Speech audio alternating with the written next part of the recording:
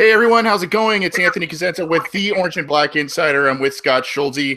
We apologize for the late start for you live listeners. We had a couple of little audio difficulties, but I think we're getting through it. But obviously, we're coming off a big weekend. Last week, we had a number of you join us live for our first ever live draft show. We went kind of through the first round and through the Bengals pick that evening, and we had a great turnout by you listeners, and it was a lot of fun talking with my co-hosts about the pick, John Ross. Tonight we're going to talk about not only John Ross, we're going to talk about all 11 of the Bengals picks. Scott and I we'll examine those picks, we'll grade them, we will also look at what their outlook in terms of a role will be on the 2017 Bengals. We do want to hear from you, though, so as we go through these picks, each one of these picks, leave your grade in the live YouTube chat. Leave it in the Cincy Jungle comment thread. We're live in both spots. We'd love to hear from you. Scott, Bengals are coming off a big weekend. How are you? Did you watch all the draft? Did you lounge on the couch, or what'd you do? I followed the whole thing. I'd say the first round's closer, the later rounds more passively. As far as I watched all the Bengals picks, not so much some of the other teams' picks. I think last week, so I was able to follow the whole thing. I left Thursday after our podcast a little kind of mixed in my, review. I guess it was kind of mixed up. But it got much better. I was definitely much happier after Thursday and after Friday and into Saturday. So overall, there you go. Although it was the first time I did not watch it with my son, so that was kind of different. Okay. First of all, props to the Cincy Jungle crew, headed up by Rebecca Toback and Jason Markham. A lot of people did a lot of work for the Cincy Jungle site over the weekend. So, we at Cincy Jungle got, I believe, record-breaking page views in terms of, content over the weekend and eyes on the site. So thank you to the readers. Thank you to the listeners that tuned into OBI on Thursday night. Obviously, this draft, not only is it a pat in the back to people at Cincy Jungle for the quality content they put out, but also a lot of eyes and a lot of interest in this draft because the Bengals had a top 10 pick. They had 11 overall picks. And then also they drafted some very high profile names. We'll get to that in just a second. Scott, before we kind of get to the Bengals and some of their picks, we talked about it a little bit in the Orange and Black Insider live show, especially those picks that fell before number 9 when the Bengals selected Ross, but either before the Bengals selected Ross or maybe in some of the other rounds. What teams made some surprises in terms of moves or draft selections that you saw over the weekend that either did affect the Bengals or didn't affect the Bengals? I guess the easy one would be the trades that didn't happen, which kind of confused me because Marvin Lewis said no one was trying to get that number 9 pick. And then you see teams trade up at number 10 and number 12. So I found that very confusing. That, were they just so, dead set on Ross that they were taking him come hell or high water, kind of like when the Saints came in '99 and said, we're going to give you our whole entire draft for Ricky Williams. Which the Bengals passed on, by the way. Yeah, and the Bengals like, no, we love Akili Smith so much that we're not even considering. So I don't know if it's one of those, because you look at what they got, those teams got to go for Mahomes and for Deshaun Watson, get an extra first next year. And this year, where most people kind of said, there's really nothing, well, I shouldn't say nothing. There was, there are a few elite people after that. Once you get to around, pick 7, 8, 9, to pick 20 or 30, they're pretty much the same player. They all have the same number of good and bad traits. You could argue any one of those people could have been, the guy taking 20 could have been taking 10 just as well as 30 and vice versa. So that being the case, why not trade down, from like 9 or 10 down to 25 or 30, get that extra first next year? That was the one thing that I think to me would have been the biggest impact. and maybe Lewis is telling the truth. Maybe there just was no one calling. I just find that so hard to believe because the 49ers came out afterwards, and I guess they pretty much said they called everyone they could to try to move up and take Reuben Foster, and you saw the two people taking the quarterbacks who traded up. So I guess that to me is the biggest move that could have impacted them, but obviously didn't. So at the end of the day, I guess it didn't impact them. So either no one was calling, Marvin, unplugged the phone maybe. And maybe that's what happened. Maybe they didn't want to trade, so he just told one of the technicians to unplug the phone or something. I don't know. Yeah, obviously we talked about some of them on the show, some of the surprises that is around the NFL. I think the Bears moving up to number 2, just one spot, giving up quite a bit of draft collateral to the 49ers to jump up to that one spot and get Mitchell Trubisky. That was kind of a shocker. You mentioned Mahomes to the Chiefs was a bit of a shocker. To me, also, Dalvin Cook slipping to the second round was a bit of a shocker.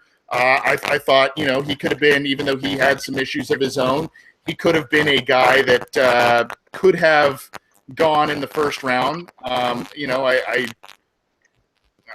know there are some concerns there, as there were with Joe Mixon, and there's plenty to talk about there in just a few minutes. But it's kind of interesting.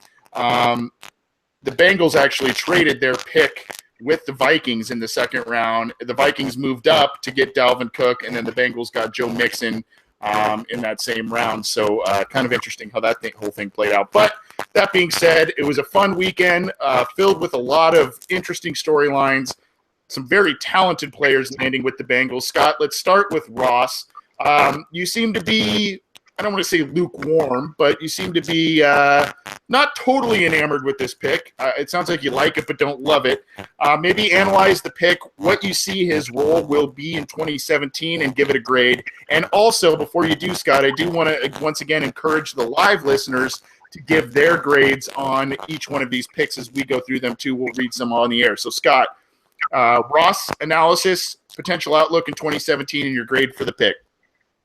Yeah, I think probably the reason I wasn't as enamored as I wanted to be with the pick, I guess 2 reasons. One, a lot of the people who have commented on Cincy Jungle have also pointed out the injury history, that you just don't know what you're getting with him. I know the Bengals coaching staff did give him a clean bill of health, so you hope that is legit, that he isn't going to have any problems. But the frustrating thing is that he's had multiple problems in different areas. It's not one reoccurring thing that, okay, we kind of got that done. It's, okay, now he has this, now he has that, now he has that. It just seems to be a litany of things, one after the other, that you hope at some point, well, okay, that's not reoccurring, but is he just someone that's going to fall apart?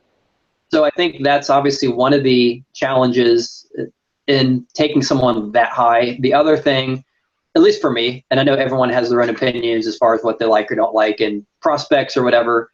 The other thing that I guess I'm not a huge – I know the Bengals are big on building inside or outside in. They like the defensive, edge rusher, offensive – they love taking offensive linemen early and cornerbacks, wide receivers, those outside positions, then positions like guard, center, nose tackle, middle linebacker, those they tend to save later in the draft. And so they having that perspective, it makes sense they like wide receiver. I'm more of a inside-out guy. Kind of like you build a team, you build a big offensive line like the Cowboys have, you build a big defensive line, and then everything kind of builds on top of that. You get the foundation. So that being said, I'm not a huge fan on wide receivers that high unless it is someone who's truly elite. If it's an A.J. Green, Julio Jones, Fitzgerald, someone that is just an absurdly great talent that you don't pass on, like, yeah, that's your guy. I don't know if Ross is that guy. I think he's not a bad player, but I don't think he's, Larry Fitzgerald. He's not A.J. Green. And I know on this offense he doesn't have to be because we already have that guy.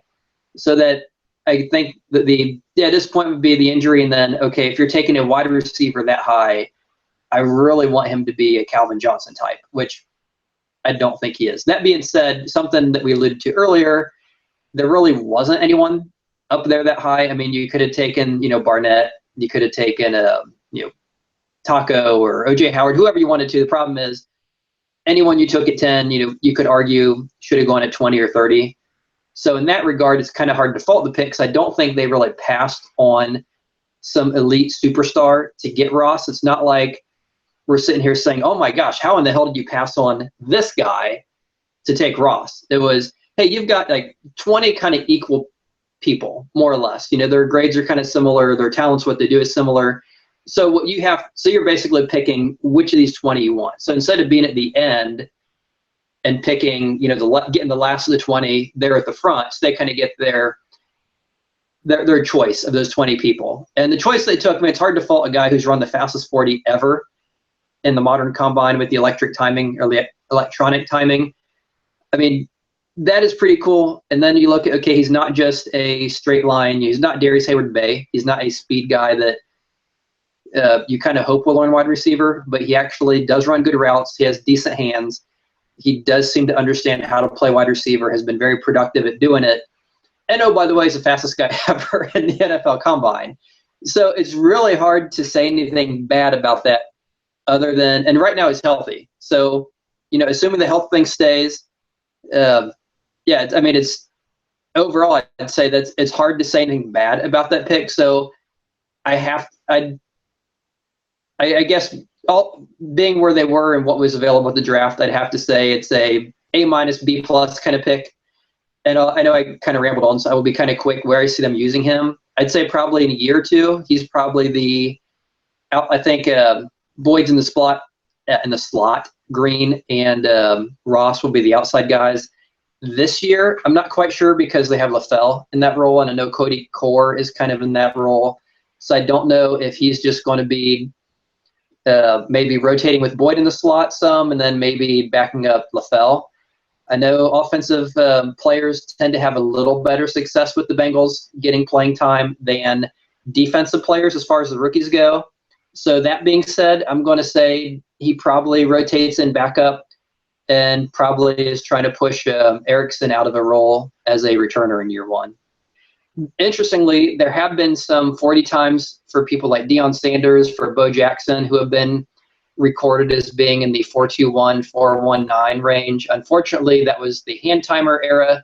So it's very hard to know if Ross truly is the fastest guy ever in the combine, but if not, awful close. I guess I should have kicked it off with this. We did have someone in the chat room, I believe it was Greg Luther, saying that he's been following the Bengals draft since 2001, and he can't remember a time that he was more excited than this year's draft haul.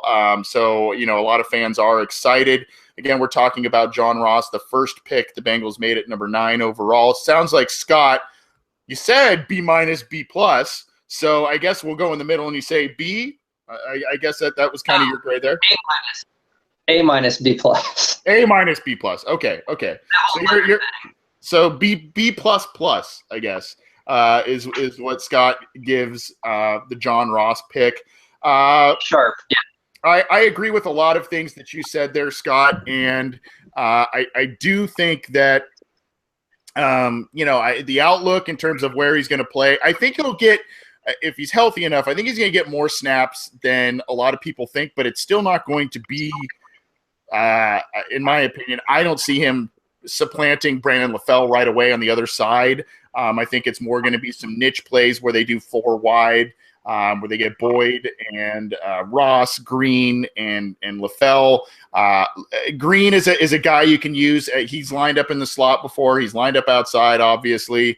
Ross can probably do the same, and Boyd is kind of your inside guy. LaFell is kind of an outside guy. So, that's kind of what I see with Ross. The other thing that I see with him is I see a possibility of a kick return man. And I know that the Bengals have Alex Erickson, who had a good year doing so last season.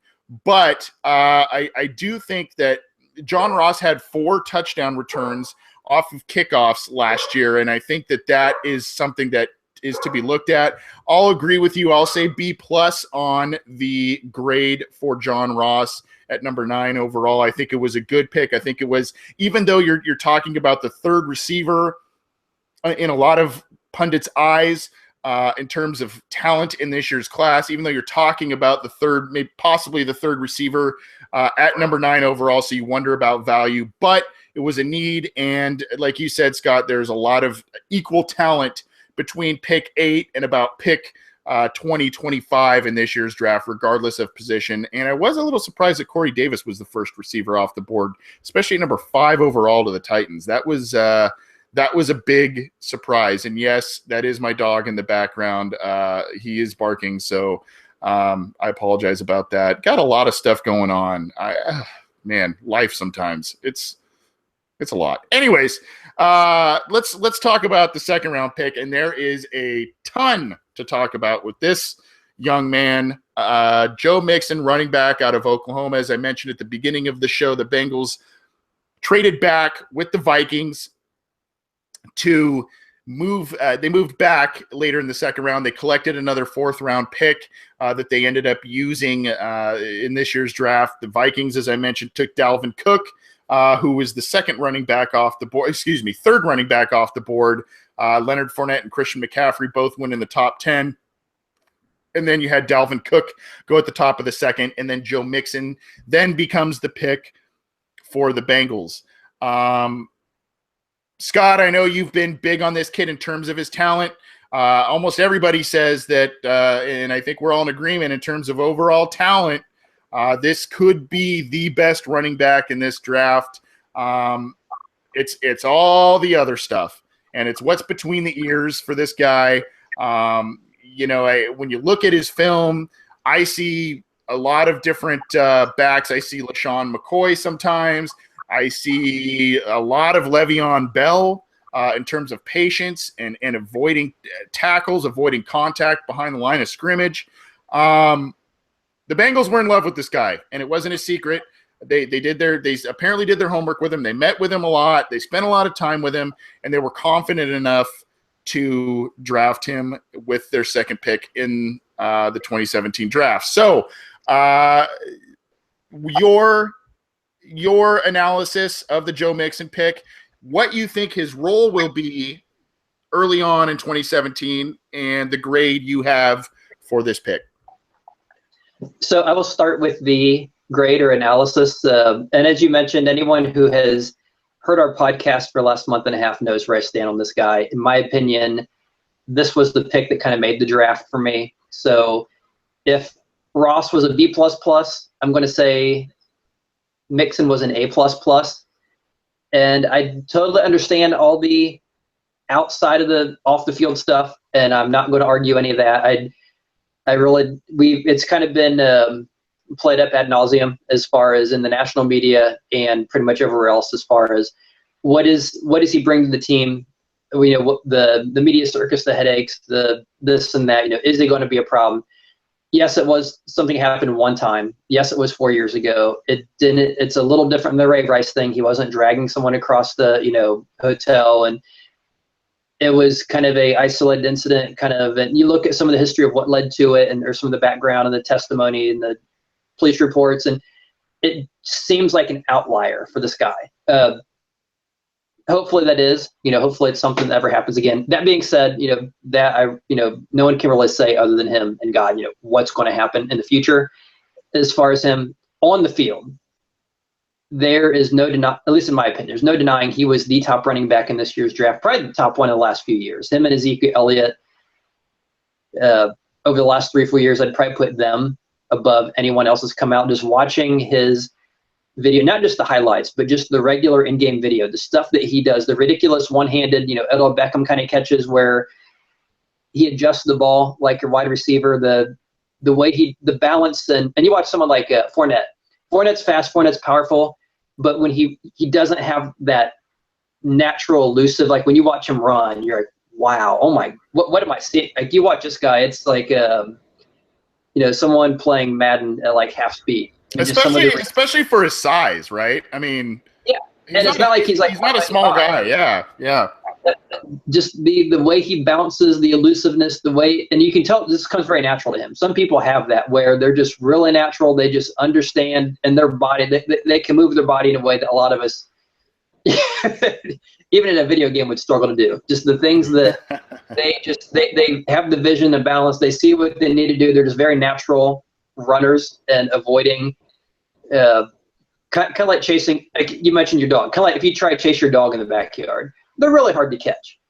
The way this guy runs would probably give your dog, a run for his money. He's just, the way it's just ridiculous. It's the way he avoids getting tackled. And so, I'm not a huge fan of taking running backs early, but if we had, if someone had taken him in the top 5, I would not argue that at all. He was truly worth it on the field. As far as his role, that's where we get in the whole Marvin Lewis thing. He doesn't like to play the rookies. They do have the 2 guys signed. They did lose Burkhead, which obviously doesn't factor in a whole lot since he was a 3rd stringer. Giovanni Bernard did have the ACL injury. According to our reports, he is, healing as fast as humanly possible and then some. I don't know if he, maybe had some nuns praying on him or what happened, but he is obviously, supposedly has this miraculous, just very accelerated healing. If he comes back, I'm assuming they're going to hold him, try to limit his touches. Hill supposedly is in the best shape of his life. He's kind of pulling the Andre Smith thing. It's a contract year. I'm going to go ahead and work out and now be focused. That seems to be affecting Hill. He's kind of coming in supposedly in shape and fit and wanting to do what he hasn't done since his rookie year, which is be productive. That you kind of wonder, okay, there's several factors all coming to a head. And the question is, what are we going to get? We're going to see, okay, the 2 starters, the entrenched veterans get their play. And Marvin Lewis says, yep, they're the veterans. I'll throw in Mixon, play here, play there. I'm kind of optimistic that's not going to be the case. I think he's probably going to get a good share of the carries only because, they drafted the guy for a reason. And they love, like you said, they really seem to like him. He may not start week 1 against Baltimore as the starter, but I wouldn't be surprised if, by they have a bye week, week 5, I'd say, but if he's the leading, has the most touches of any running back after the bye week, I would not be surprised by that. And even sooner, because I just have to think at some point, Marvin Lewis, they talked about how he doesn't have an extension after this year. They finally got a kicker. Maybe he realizes I just can't keep this up going on forever. At some point, I have to put the best people in. I have to try to win. And if that's this year, I think it would be Mixon. So I'm going to say my guess for him is more than you would expect from a Marvin Lewis rookie, that where you have veterans, that I think he's going to maybe start out with minimal playing time, maybe 5-6 carries or touches. But I think within a month or 2, I think he picks up and kind of takes over and becomes the guy. Okay. Grades, by the way, grades for Ross from our YouTube chat. Waldo has Ross at a B-. Greg L has him at a B. P. Crawley 513 has him at a B. Texas or busted, Ross B. Peter Neefus has him at an A-. Opens up the offense, he says. And Cliff 3JLL says Ross A+. But like I said, we're talking about Joe Mixon. Part of me loves this pick, and part of me loves the pick because they drafted Giovanni Bernard, and he was a guy that, he was going to be the supplemental guy to a guy like Ben Jarvis Green Ellis, who's the 3 yards cloud of dust, sure-handed, though that was a little bit questionable as opposed to his time in New England, but still a sure-handed guy. Very good guy, but a plodding running back, a tough running back in the AFC North. And then you kind of give a little sizzle with Bernard. And then obviously the passing game, but Bernard, even though he has 3 down back traits, injuries and other things kind of have limited him as being the guy.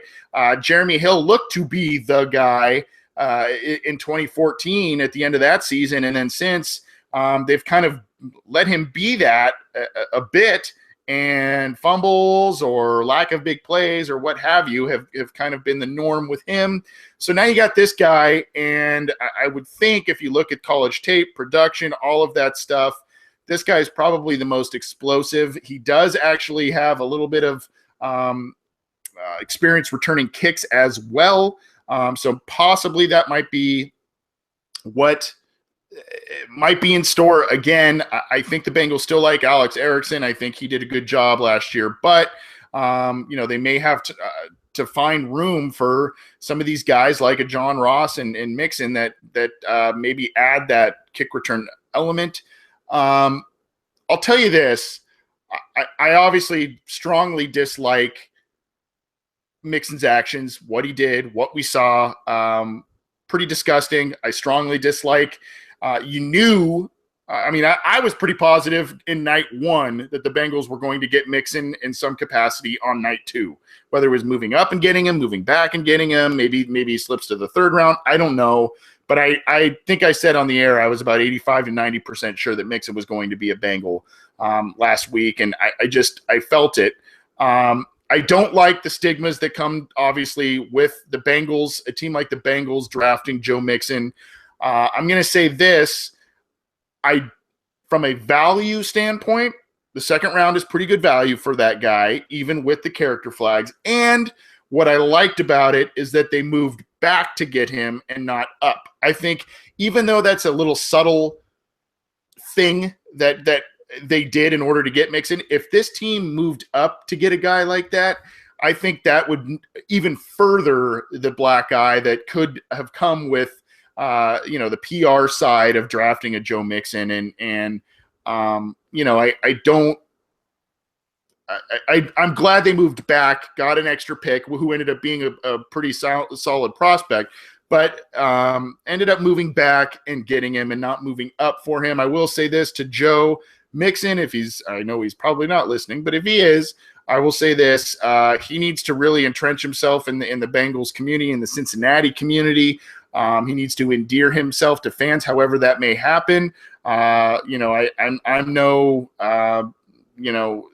social worker or anything of that matter, but maybe something where he gets involved and volunteers for battered women's shelters, things like that. Not just for his own reputation, but also to help him learn the effects of what he did. Maybe that is something that he should look at, especially early in his career. I think that'll help him stay on the right path. And hopefully the Bengals, though they haven't always proven it, hopefully they have a structure in place for Joe Mixon. I'll say A- for that. Normally I would give a higher grade, but I think just who he is, you got to knock it a little bit. I do like that they moved back, as I mentioned, instead of up for him. Let's see what some of the chat room saying. Not really seeing many grades, but seeing just stay clean Mixon. I will never pearl clutch on this Mixon off the field stuff. The Steelers would take character guys like this, and the national media wouldn't bat an eye, says Texas or busted. Maybe. But that's to be determined. Corey Brewer says Mixon A for value, and I think that's kind of what the consensus is. Let's move on. The Bengals in the third round drafted a guy who kind of has it was thought of potentially as a late first round guy, and Jordan Willis, the defensive end out of Kansas State, a double-digit sack guy, a guy that can get to the quarterback, get in the backfield. He's from what I understand, he's a very solid player, maybe not outstanding, but these guys who can get to the quarterback come at a premium. And a guy like Jordan Willis, who slipped to the third round after being touted as a potential late first, early second round pick, seems to be very good value and fits a big area of need, whether it's rotational or not. The Bengals filled a need there. So, Scott, your thoughts on Jordan Willis, where the Bengals got him at the top of the third, and where he might fit in the Bengals defense early on? Yeah, I think if you are a Pro Football Focus fan, and I know opinions are mixed on that, more people seem to like them than not like them, or some form of analytics. It's very hard not to be a fan of Willis. I think PFF had him as one of their top efficient pass rushers as far as like percentage of hurries versus pass rushing plays and things like that. Passing plays, he was on defense, and they had him graded very high. I think they even had him ahead of Myles Garrett. Yep. I remember Barnett and Willis and be rated really high in that regard, especially Willis, who I think is a much better value because you get him, like you said, here you are later in the draft, you're in round 3, getting a guy who compared favorably as far as the, those kind of numbers go. He was a productive player at Kansas State. He obviously has, has experience on both sides. I think the one, as far as where he plays, I think Marvin Lewis made a comment, even though he's played mostly at left defensive end, the idea is put him at right defensive end. That kind of tells me 2 things. It tells me if we're saying as soon as we draft him, we're putting him on the right side, I think that's putting Michael Johnson on notice that, hey, this guy does one thing very well, which is rushing the passer. That's one thing you don't do very well. Expect that Willis is going to replace you on passing downs. And it probably also signals that in the future, at least their intention is in the future, in a year or 2, if not sooner, Willis could be the long-term starter on that side. And that kind of goes to what Paul Guenther was talking about during the Combine when he was interviewed. And, the question was, hey, essentially the Bengals' needs for defensive end always has to be someone who's 270 pounds, who's 6'6" or whatever. But it's Will Clark, Marcus Hunt, guys who don't seem to have any pass rushing skills and seem to struggle to play the game, but they fit this mold. Right. And Guenther basically said, yeah, the mold is nice, but at the end of the day, we need people who can play, regardless of size and shape. And you kind of see that. I think Willis comes in at 6'4", 255, so he's more like a taller linebacker than a Bengals defensive end. I think. So I don't know in year 1 if they're going to trust him to do run support. I think he can. Just looking at his numbers, he had 52 total tackles last year and 34 the year before. So obviously he can, be useful in run support. In the video that I saw of him before the draft, he seemed to be someone who's very disruptive, can get in the backfield, doesn't get blown up in run support. He's not going to destroy an offensive tackle, but he can get around him. He can shed blocks when he needs to. He's not a liability in that regard. So I'd say year 1 is probably a situational pass rusher on the right side. Possibly year 2 is our full-time starter on the right side. So great as far as value for, like you said, a guy who possibly could have gone in the first round and getting him in the 3rd round. I will get rid of the pluses and minuses and just say A, because and it sounds like a homer pick, but if you look at the value, it's very hard not to give that a very high grade. Yep, value and need both. And this was one of even though it's not a position that's super flashy.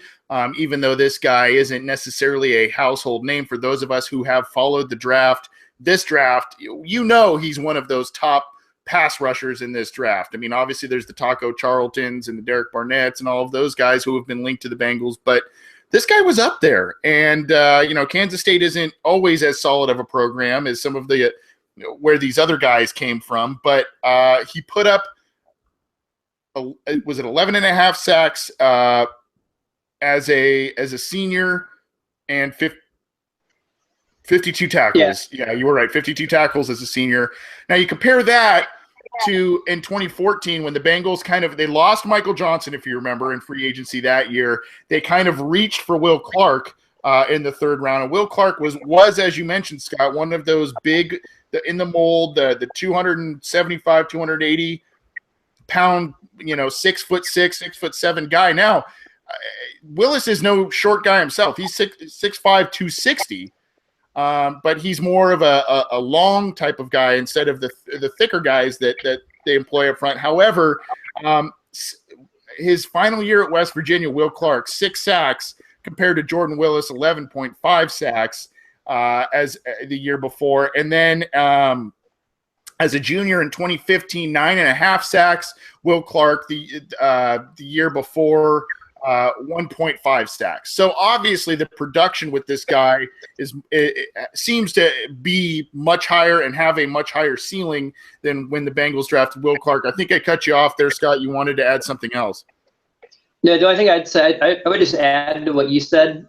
When watching the videos of Will Clark a few years ago when he was drafted, I remember having a feeling of, I guess, a very large meh, MEH, if I were to give him a grade. That, okay, he's a body, he occasionally looks decent. You watch Willis, totally different animal in the videos. You watch him in, in the game videos, and yeah, this guy is going to be a productive, possibly a very good starter. If at very least he's going to be a high-end backup and possibly a decent starter. And yeah, just and you mentioned the numbers. Just no comparison as far as production and video. That this is the guy I think that they need more than what Will Clark has given them.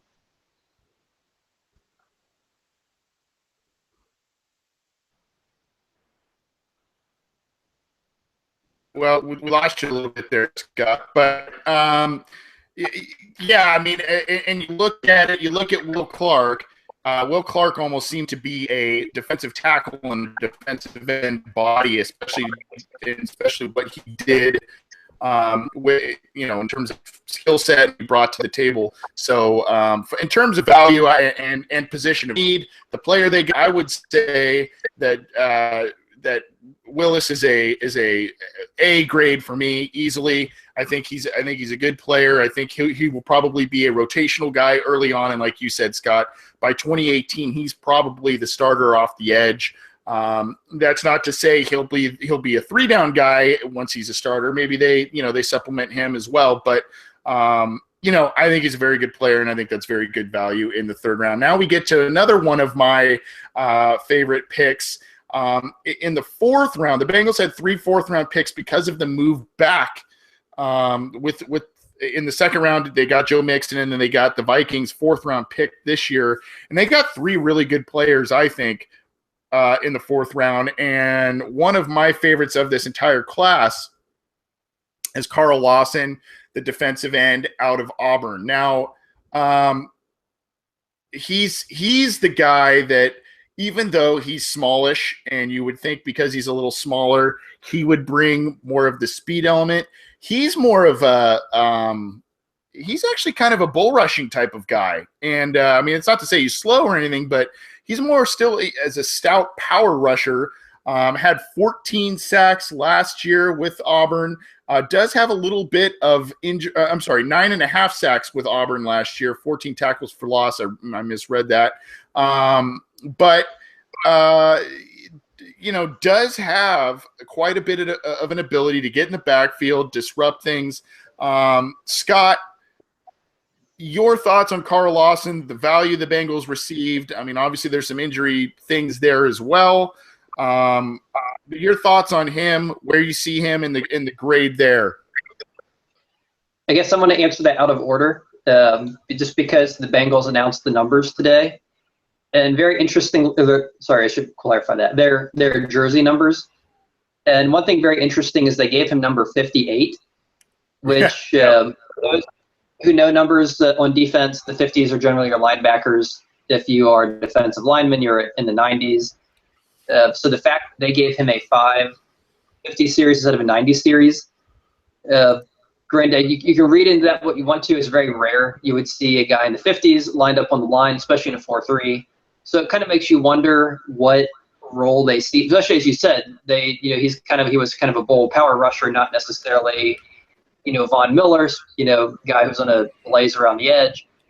So I don't know if that's just reading too much into it, but it seems like maybe they are looking at putting him as a pass rushing linebacker, maybe someone they bring in on a blitz, maybe those A-gap blitzes they love to do, or maybe someone they're going to put in there in case Burfict gets hurt, or I don't know if he's much of a coverage guy as far as covering running backs or tight ends. I don't remember seeing that. I think he's more of a pass rusher. So I don't know if the idea is we're just going to bring him in and maybe put him. I think he's sized similarly to possibly Marquise Flowers. I think it might be I think he's a little bit heavier version of Marquise Flowers, but I don't know what. It's hard to say what the role is going to be, but the fact they gave him that number, I'm guessing that at least starting out, he is a pass rushing linebacker with the idea of being backup depth.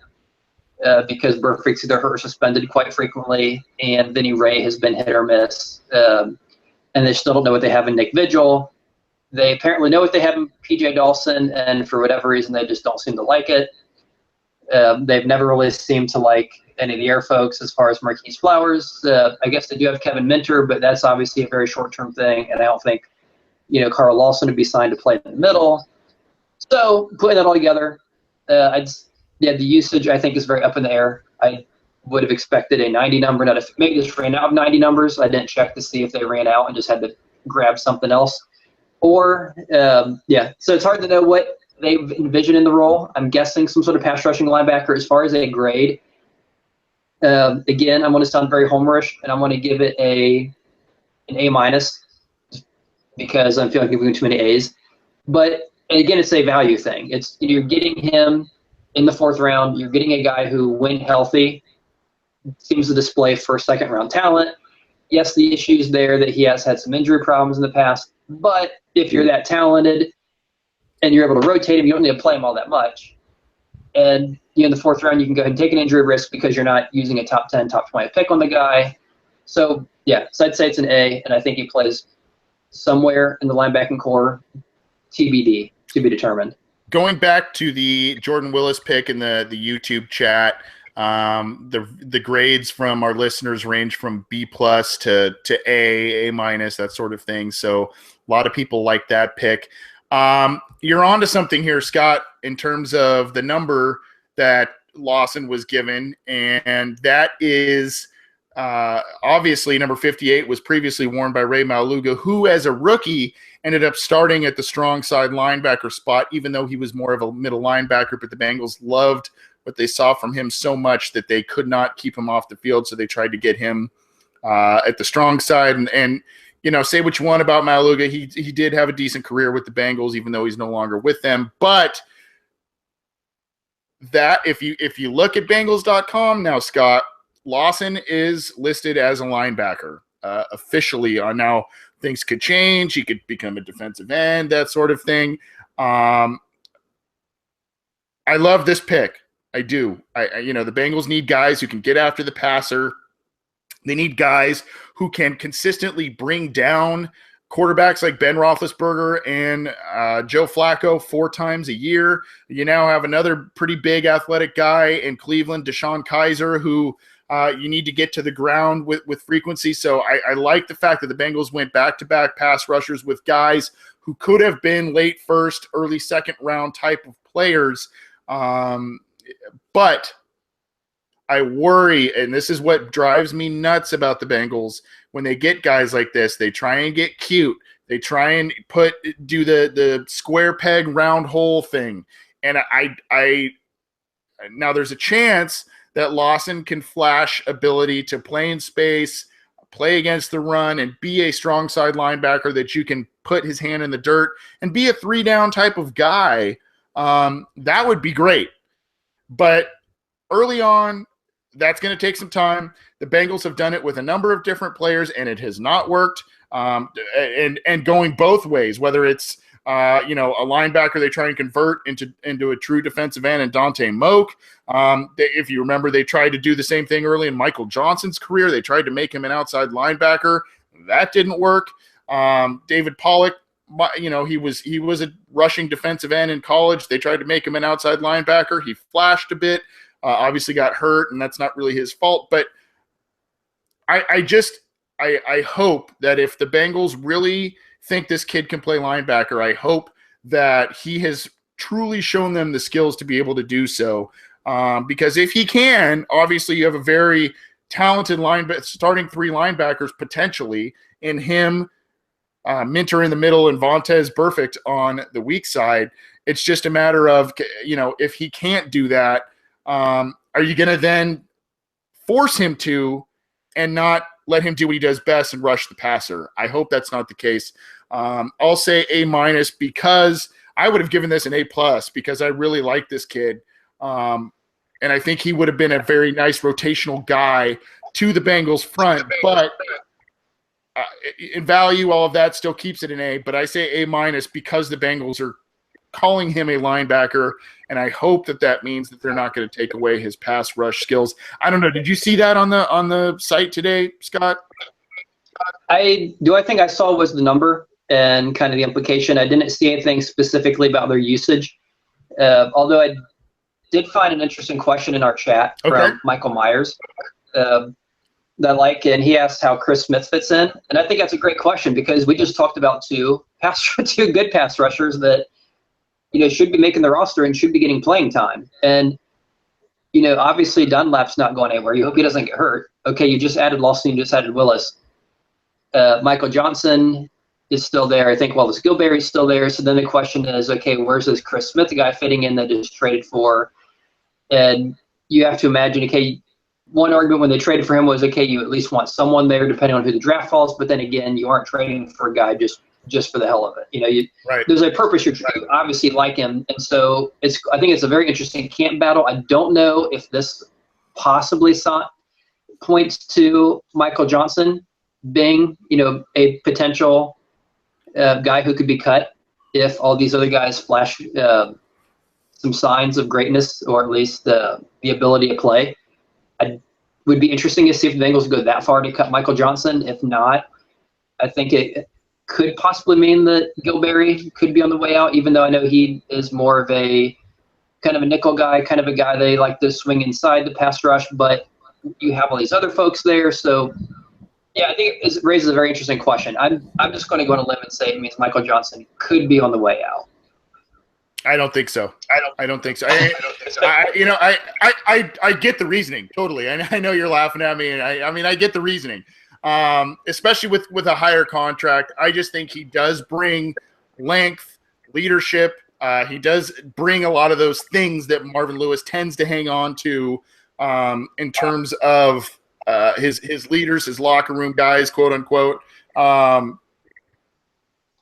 I think Willis and Lawson both fit needs, but I think they also did the Bengals deal that they've done over the past half decade or so, which is let's draft the best player available, and those guys happen to fill a need, and that's the thing. Now, the Smith thing is interesting because on one hand, like you mentioned, the Bengals actually swung a trade. That's showing that they have an interest in the kid, obviously. The thing that makes it kind of like, well, I don't know. I believe it's a conditional 7th round pick that they traded for him, meaning if the Bengals cut him, they don't have to give up a pick. But I think Chris Smith does have a unique skill set. I think maybe it does put some guys on notice. Maybe it does put Michael Johnson on notice, but I tend to think that, maybe he loses his starting job or whatever, but I still think Michael Johnson brings something to the defense. Though it's limited quarterback pressures and sacks, he does bat down a bunch of balls. He does play against the run very well, which they covet. So, maybe he becomes a 1-down starter, a 2-down starter, and they bring in these other guys. We'll see. But other guys will be clamoring for spots. Marcus Hardison, even though he's defensive tackle, he can kick outside. You have Wallace Gilberry, as you mentioned. Smith is not a lock to make the roster, but they seem to like him. So we'll see. We'll see. Good question, though, and thanks for bringing that up, Scott. Appreciate it. Let's move on to the next pick, which was Tennessee wide receiver Josh Malone. And this is one that surprised a lot of people, Scott, because the Bengals – they drafted Tyler Boyd in the 2nd round last year. They have A.J. Green. They re-signed Brandon LaFell. They drafted John Ross in the top 10 this year. Why do they need another receiver? Well, this guy is about 6'3", 210, can stretch the field. Personally speaking, this was one of my favorite picks in the draft. And I'll tell you why in a second, but I'd love to hear from you because some people believe that this was a wasted pick. Just before you get to your thoughts here, a lot of people in the chat room weighed in on the Lawson grade A++, A+, A+. I see B+. A lot of good grades there for Lawson, the first 4th round pick of the Bengals. But talking about Josh Malone, the wide receiver out of Tennessee. Your thoughts on him, Scott, his role with the Bengals in 2017, and your grade on that pick?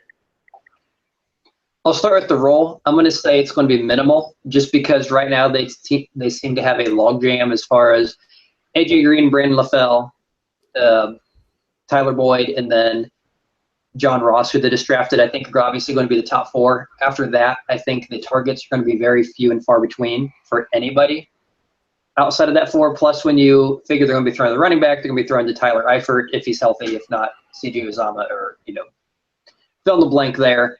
So I think his role this year is very minimal. One thing I think that he does bring is, especially with his speed, is looking at kind of their size and some of the other things we're mentioning. I think he could possibly be, in their minds, a better Cody Core, as far as here's our guy we kind of – and I know they liked Cody Core when they went down to the Ole Miss Pro Day, and Laquan Treadwell was the guy they were looking at. They came away thinking, wow, this Cody Core guy is pretty good. And I think Cody Core probably did well enough that kind of encouraged them to get rid of Wright off of the depth chart last year when they let him go. But I think this guy could possibly be even better. And I think, interestingly, you look at him, his numbers really weren't that amazing. And part of it is Tennessee's passing game over the past few years just hasn't been that amazing. He was their leading receiver last year, and I think he only had like 50 catches. The year before, he had 31 catches, and I think it was the second leading receiver as a sophomore. So he obviously wasn't putting up huge production, but not because he's getting overshadowed. He's just not on a team that is really throwing a whole lot. And you look at what he does, he kind of is that stretcher. He's that big, tall, fast guy, the guy on the outside. And I know, I think some people on the site, even may have been you, so I don't want to steal your thunder if it was you, but someone has compared him to a former Bengals wide receiver who we had a few years ago. So I'll just leave that at that. If that's something you were going to say, if not, then we'll just that was me. Let that die there. Okay, then I won't say anything more about that. I would just say I think his role. I just want to say I think his role is a possible replacement for Cody Core. I think he's going to do what they thought Cody Core might do, but maybe as more upside, as a better enhanced version of that. A guy who's going to hang out in the bottom half of the depth chart, make the team, but with the idea that, hey, in a couple years, this guy could turn into something special. At the very least, be a guy that we can air the ball out to here and there as a third or fourth option, because obviously you have Green, Boyd, and Ross on the roster once LaFell's contract's done, assuming they keep him for the whole 2 years. So that being said, I know at the time the name was announced, the grade most people would have given it would have been pretty low, because I think a lot of people are like, well, who in the heck is this guy? So you're doing a lot of scrambling, looking him up. And then as you look into him and you figure out who he is, like, oh, okay, yeah, this makes sense. I kind of get him. I get what they're doing here. I know there were some more appealing options, because usually this is about the time you get in the draft where there's the names that the media has kind of been pushing, that a lot of the fans have been seeing over and over and over. And Kuiper and Mayock have, their top guys left. Malone, I don't think he was up there. And you look at, these are the top 20, top 30 available, and then they grabbed this guy named Malone. I think a lot of people initially were like, oh, that's a bad pick because I don't see him on Mike Mayock's list, or that's not a guy Daniel Jeremiah mentioned on the NFL Network. So I think the reactions were probably mixed because of that. When it's all said and done, I would probably say I'm going to give it a B minus C plus. And only reason I'm going that low is because he's going to have I think he makes the roster, but it's going to be a hard fit. If you're a need person, I think that there were probably other directions they could have gone. I think they probably felt it was the best player at that point. But even if he makes the roster, yeah, he's obviously on the outside looking in as far as playing time and touches. So I'm going to say, yeah, B minus C plus. I'll go in that range. There's a lot of people that agree with you. You have P. Crawley 513 in the YouTube chat saying Malone is a B. Waldo says C plus. There's Bill Stott that says I think Malone's size 6'3" and 4'3" speed is a Jones clone but faster. I I don't see Marvin Jones. That's not who I see. Marvin Jones is about 6 foot, 6'1", 190, 200 pounds. This kid's about 200, 210 pounds and 6'3". You alluded to it, Scott. I see Chris Henry, and I you can laugh at it and whatever, but and Chris Henry was a guy that was immensely talented who, obviously passed away way too young and all of that, but never really truly reached his true talent with the Bengals. And part of that was because he was kind of buried on the depth chart. Part of that was his own doing because he was suspended or what have you. So, but this kid doesn't have those issues. I'm gonna tell you something, Scott. You mentioned only 50 catches. Yes, but for 972 yards, that's 19 and a half yards a catch. And he's got 11 touchdowns. You look at Chris Henry, his last year at West Virginia, 52 catches, 872 yards, 16.8 yards per catch, and 12 touchdowns. Very similar guys. Limitations at quarterback, as you mentioned at Tennessee, Scott. I don't see. I think Malone obviously makes the team. He might be your number 4, number 5 wide receiver his rookie year. I think this is a developmental guy who is a niche guy early on. Maybe you throw some deep passes. Maybe you kind of throw the posts, the out patterns, some easy routes to him as a rookie. I think his floor is Cody Core. I think his ceiling is Chris Henry or maybe even a little beyond. I think this is a guy who could potentially start for you down the road or be your number 3 once Brandon LaFell is gone and John Ross is there, and he kind of is in there in that mix getting a lot of touches. I think he's a guy that you could use and a good player that there's I like to use this phrase a lot. There's kind of a lot of clay to mold there. I think size-wise, speed-wise, he's got those measurables. He can stretch the field. He also might be a guy they use in the red zone because of his size, Scott.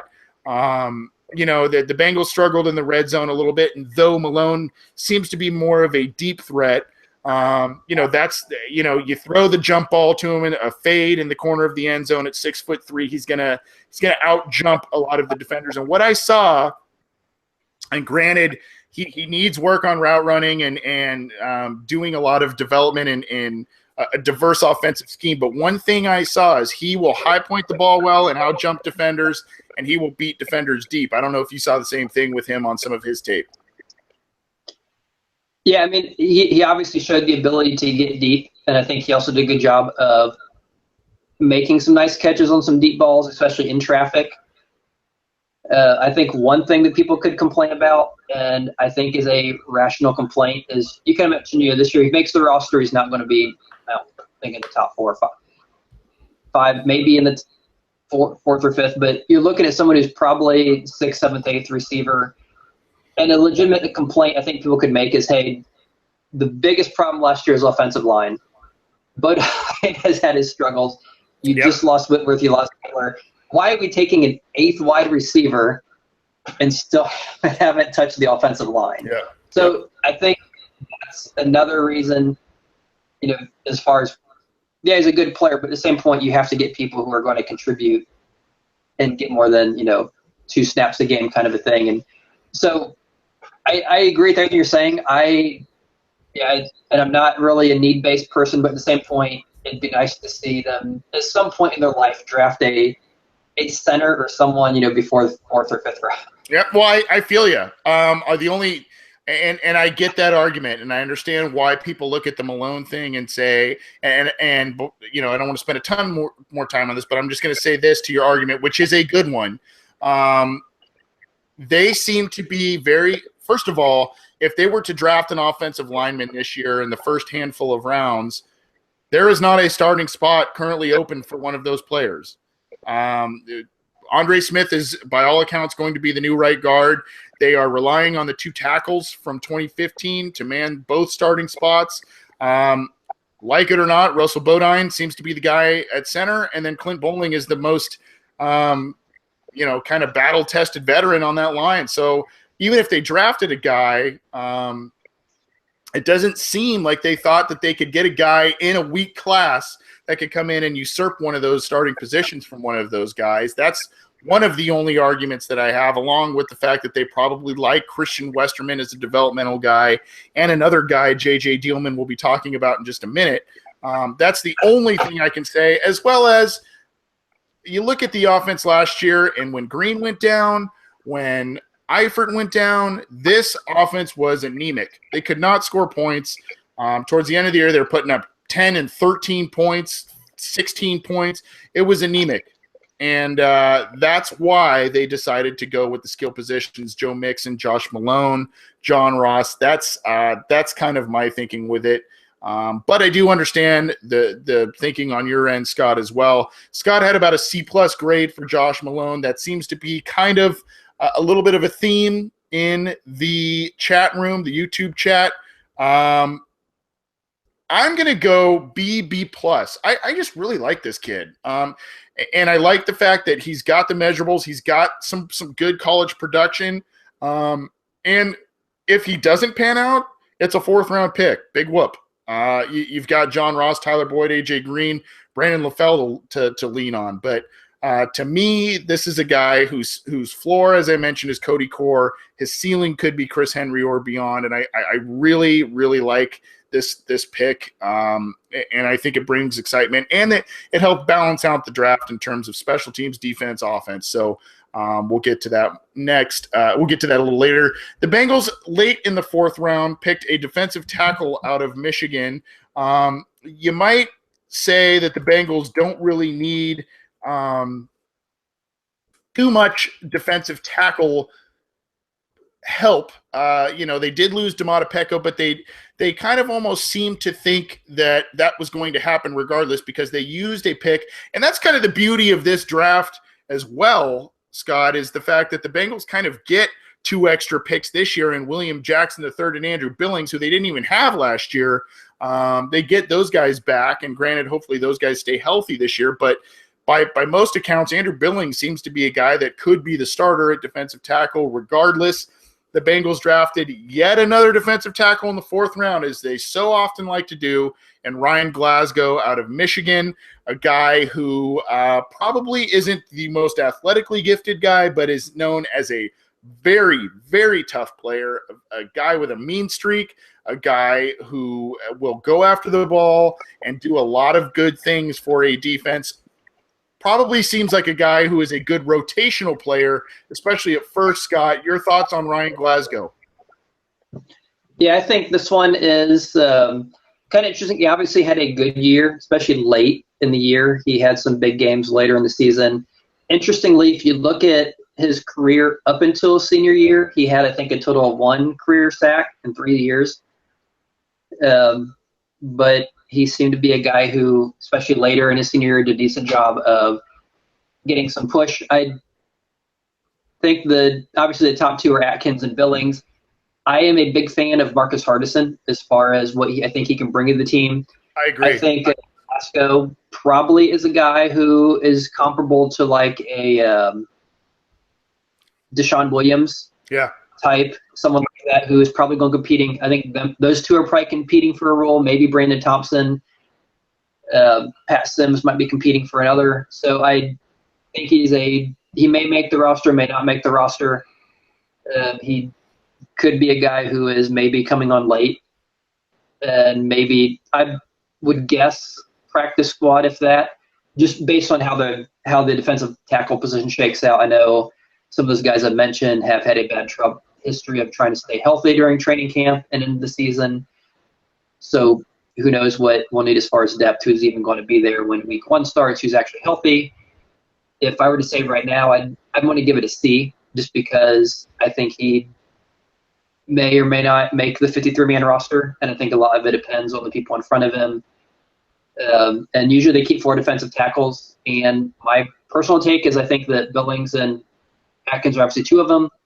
I would try to put Hardison as that 3rd one, just because I like his upside, and if he stays healthy, he could be. Then you have guys like Sims, Thompson, Deshaun Williams, and him all fighting for 1 spot. So 1 out of 4, it's 25%. I don't know if they keep 5 defensive tackles, especially when you look at the 2 defensive ends they just drafted, and I know one's number 58 is a linebacker, but he's essentially defensive. I just am not sure if he makes the team. So it's hard to put a high grade on a 4th round pick who may or may not make the team. So I'm just going to say C.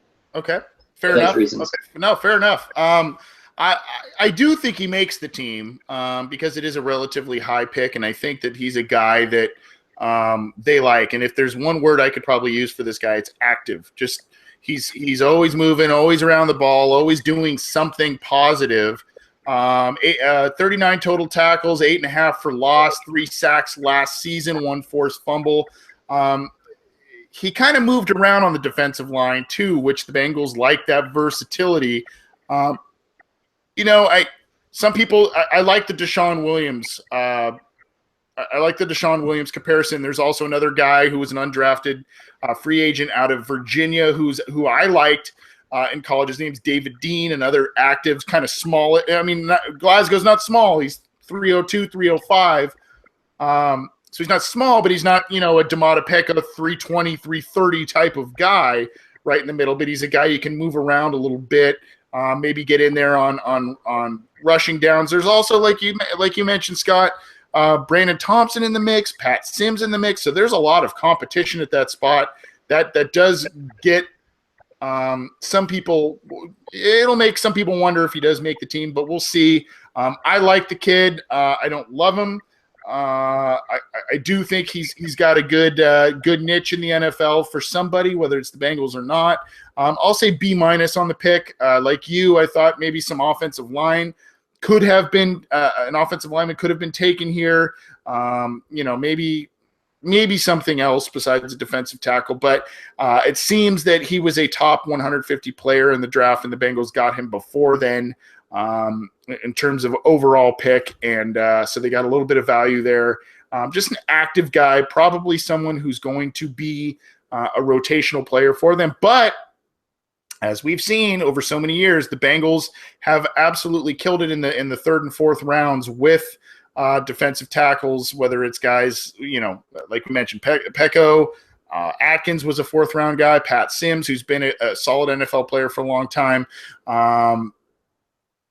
So that's kind of what we think here. So let's move on to, I see Glasgow B, Glasgow A, that sort of thing.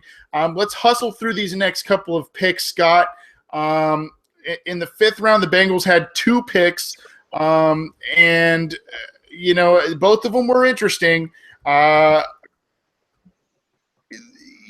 of yours seems to be your favorite pick. If I know you and see what you I saw what you said in one of our posts that we had with your thoughts on some of these players. So why don't you talk about since we're running short on time a little bit, why don't you talk about both J.J. Dielman, the offensive lineman out of Utah, and Jake Elliott, the kicker out of Memphis that the Bengals selected?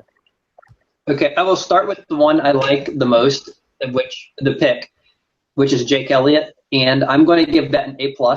And the reason I'm giving it an A+ is I did a mock draft before the real thing on Cincy Jungle, and the player I picked for them in the 5th round was kicker Jake Elliott. So, it's getting the name right, the position right, and the pick right, I thought was pretty cool. So just for that reason, I have to give it an A+. Kudos, my friend, kudos.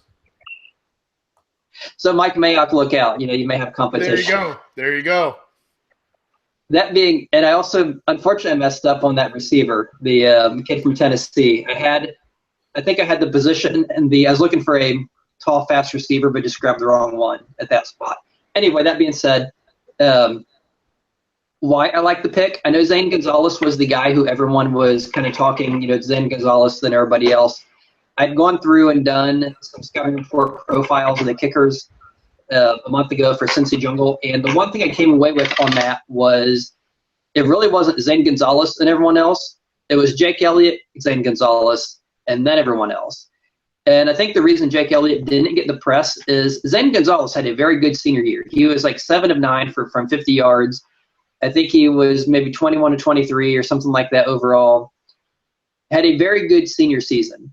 But in his career, his first 3 years, he was only like a 78, maybe 80% kicker, had never made one from beyond 50. As a mediocre prospect, all of a sudden his senior year had a great year. And that could be many things. It could be, okay, he's finally, it's all come together, or he finally has a leg strength, or it could just be a fluke year. I mean, kickers, obviously they go up and down. They have good years, bad years. Did you have one that got blocked that hit the upright? Whatever it was that he just happened to get everything kind of bounced their way, so to speak. So the thing with Elliott is he had for 4 years been very consistent. He had been a very good kicker in Memphis for 4 seasons. Unlike Gonzalez, Elliott has never missed an extra point in his career, which is obviously something that had plagued the Bengals with Mike Nugent over the last couple of years, cost them at least one game. He has made every single kick from inside of 30 yards. From beyond 50, he has better career numbers than Gonzalez. At beyond 50, he was like 10 of 16. Interestingly, you compare him to someone like Robert Aguayo, who went first overall last year, or not first, sorry, he was the first kicker, taken in the second round by Tampa Bay last year. Mm-hmm.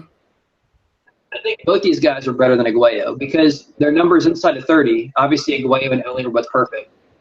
I think Aguayo was horrible. Once you got beyond 40, was very bad. Elliott had very solid numbers from distance. He had very good on kickoffs, number of kickoffs that went for touchbacks, had never given up one for a touchdown. So obviously, was doing some things right. He was a very good kickoff guy. I know the Bengals, I think, brought them both in. I think they came away convinced Elliott was the better of the two. I think they liked them both. If Elliott was gone, I think they would have taken Gonzalez, but I do think they liked them better because he does seem to have that mental toughness to get those game-winning kicks. He has a proven track record over many years of being a very consistent, good kicker. He has had some troubles for whatever reason between 40 and 50, which makes no sense because if you can hit it from 50 and you can hit it from beyond inside of 30, I don't know why he hadn't. And a lot of his numbers are kind of skewed by a very bad sophomore year from that 30 to 50 range. Outside that, I thought he was a very good prospect. I think he's going to win the competition if there is a I know there's something there's a competition. There's no reason Bullock or John Brown should beat him out for that job. I think Elliott should be the kicker, and given the Bengals' track record, once they pick a kicker, he's not going anywhere for a while. So I think he could be the kicker for the foreseeable future. So I was a big fan of that pick for many reasons. The J.J. Dielman one, I'm just going to give a very brief comment on him. Since you're in California, there was a left guard for the Chargers named Chris Dielman. Yep. Who was a Pro Bowl guard for the Chargers, who is J.J. Dielman's cousin. And Chris Dielman is from the Ohio area, so not too far from Cincinnati, from a little town called Troy. I went to IU, which is, an hour or so from Cincinnati. So kind of local. The Cincinnati Bengals fans. This his cousin is. Anyway, watching J.J. Dielman on tape, I just don't see what I see with Chris Dielman. I only saw a little bit of tape from him after the draft. Unfortunately, what I saw was very unimpressive as a blocker. He was more of a get in the way kind of a guy than actually push and drive his guy. Pass rushing, he seemed to struggle. He tended to lunge because he didn't have the speed or athleticism to keep up with faster rushers. And when he lunged, they tended to just knock him over, get around him, basically beat his leverage and get past him. So I wasn't really impressed. And I know they're talking about being a center, but he didn't really have a bunch of bench press reps. And that seems to be Paul Alexander's thing. So I can't imagine them using a guy at the center position who can't, put the bar up 30, 40 times. So I'm not quite sure where he's going to play. So I'm not that picked. I was happy as offensive lineman. I'm not an offensive line coach, so I'm hoping that I'm just not seeing it. Hopefully there's something there I'm missing. I know he was kind of regarded highly before last year when he got hurt, so maybe the game I saw he was still not fully recovered. So, yeah. And that pick is very hard for me to say. I hope he does well. I know his cousin was really good. So, obviously if his cousin was good, he'll be good just because that's how it works when you're a fan. So I'll just leave it at that. All right. Okay. Do you have a grade for Dielman? No. They have him listed as center, and center's a C, so I'm going to say C. All right. There's a lot of people that agree with you with that. In terms of Dielman, C+, C+. Elliott, A minus, A plus. All that kind of good stuff there in terms of the grades in the YouTube chat. I'll say this about Elliott. If you wanted the Bengals to be balanced with their 11 picks in this NFL draft, regardless of where they spent them, they ended up using 11 picks. They used 5 on offense, 5 on defense, and 1 on special teams. That's pretty balanced. And the one they used on special teams seems to be a starter. The last time they used a 5th-round pick on a specialist was Kevin Huber, the consensus best punter in the nation back in 2009, and he's been with the team since and has made a Pro Bowl since being with the team. So not saying Elliott is a Pro Bowler, but that's a position of need. A lot of people wanted it. A lot of people wanted Zane Gonzalez, and that's fine. I do agree with you, Scott. In the sophomore year, he had 65.6% field goals made, 21 of 32. Yikes. But he bounced back nicely the year after, 23 of 28 for an 82.1, including 132 total points. And then 21 of 26 last year with the Memphis Tigers. So the sophomore numbers skew his overall numbers a bit. But this is a guy, again, they worked out, they spent some time with, and they liked him. That was their guy. Zane Gonzalez was not. And the 2 top kickers in this year's draft were Jake Elliott and Zane Gonzalez. So they went with Elliott. A lot of people didn't like the fact that they used a 5th-round pick on him, but you also have to understand that not only was this a position of need, not only did the Bengals have 11 picks to play with, but teams do some random stuff in those last few rounds. So I like the pick. Not totally in love with it, but I'll say B plus. A lot of people in the YouTube chat seem to like it, as well as Scott seemed to like it better than me. But, this kid, even though he's picking up slack from a very lackluster year from Bengals kickers last year, there is some pressure on him being an actual draft pick instead of an undrafted guy the Bengals brought in and gave the job to. So there is some extra pressure on him. J.J. Dielman, you said a lot on him. They talked, this is a guy that's versatile, a guy that can do a lot of different things on the offensive line, might be the center of the future. We'll see. I don't know. But as of 2017, I don't see him being the guy to start. I'll give that pick a C plus. I would have liked to see the Bengals maybe get a guy earlier in the draft, but this is one of their guys, the versatile guys that can play a lot of different positions. So they might know more than me. Scott, you sound like you might need to run a little bit before you do. Can you give me your thoughts on the one guy? We won't go through the others, but the one guy I want to hear from you is Brandon Wilson, the guy that's a cornerback, a safety, and the Bengals coined him a running back. Oh, I guess you left. Never mind.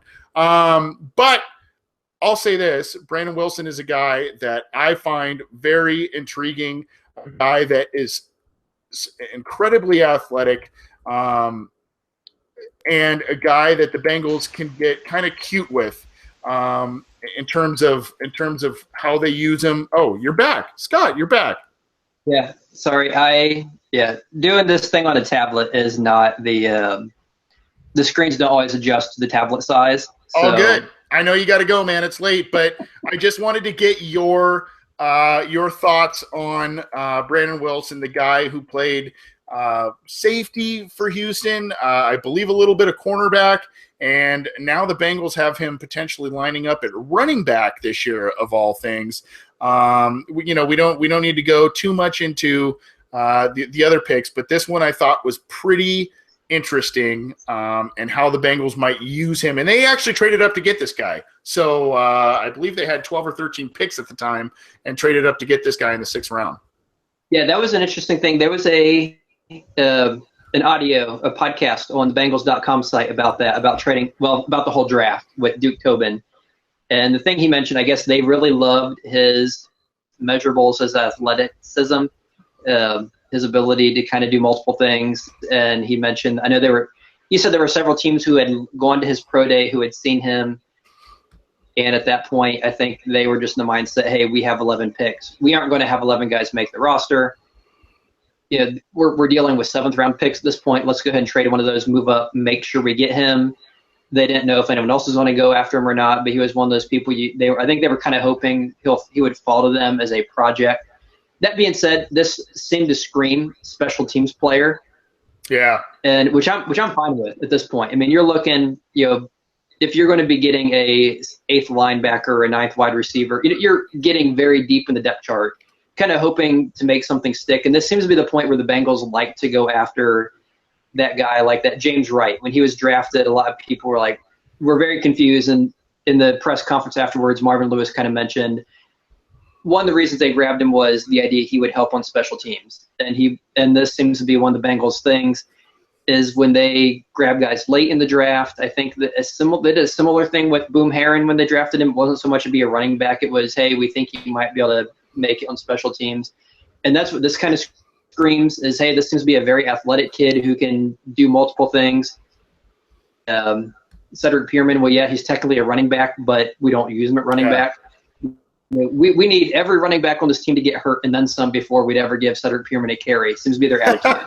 For whatever reason. I don't know if I entirely agree with that, but I understand they really value him in that role. And I think that's kind of the same thing with this guy. He seems to be someone who seems to be athletic in the limited play he did at safety. Impressive highlights.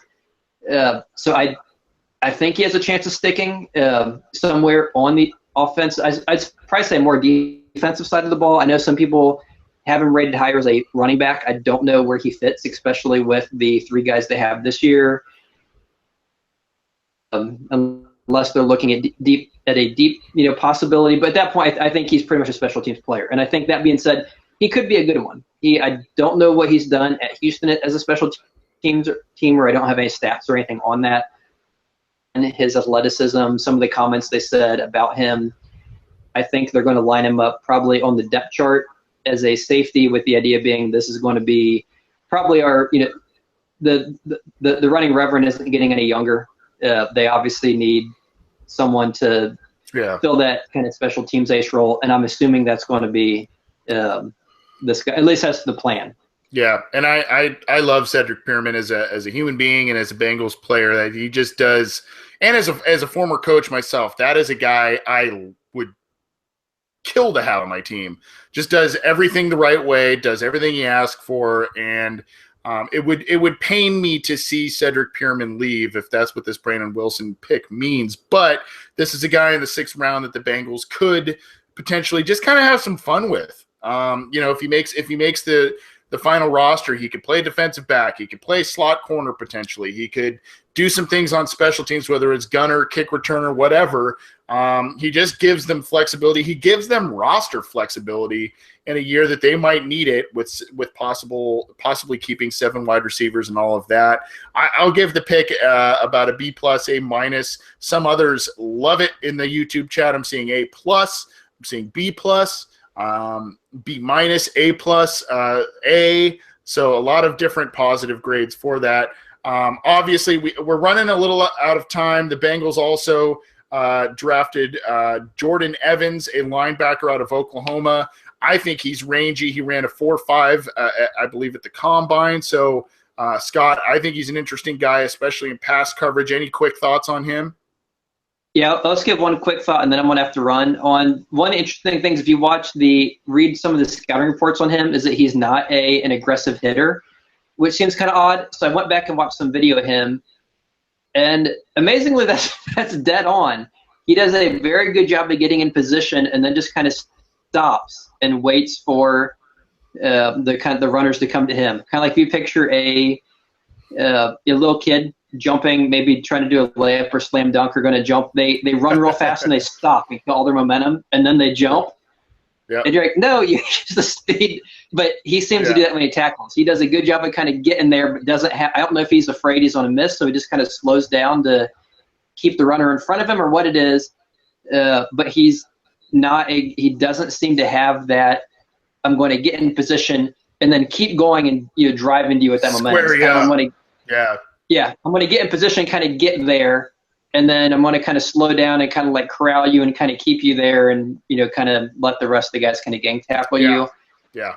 So, but he seems to be good at all the air stuff, pass coverage. He seems to be a very good pass coverage guy. He's not obviously, the Vontaze Burfict. He's not instill fear in opposing runners, but if he can kind of, he's an interesting prospect, very productive guy. He's someone who I think could, depending on how things shake down, if he can get past that one thing, if he can kind of play at full speed through the play and not slow at the end.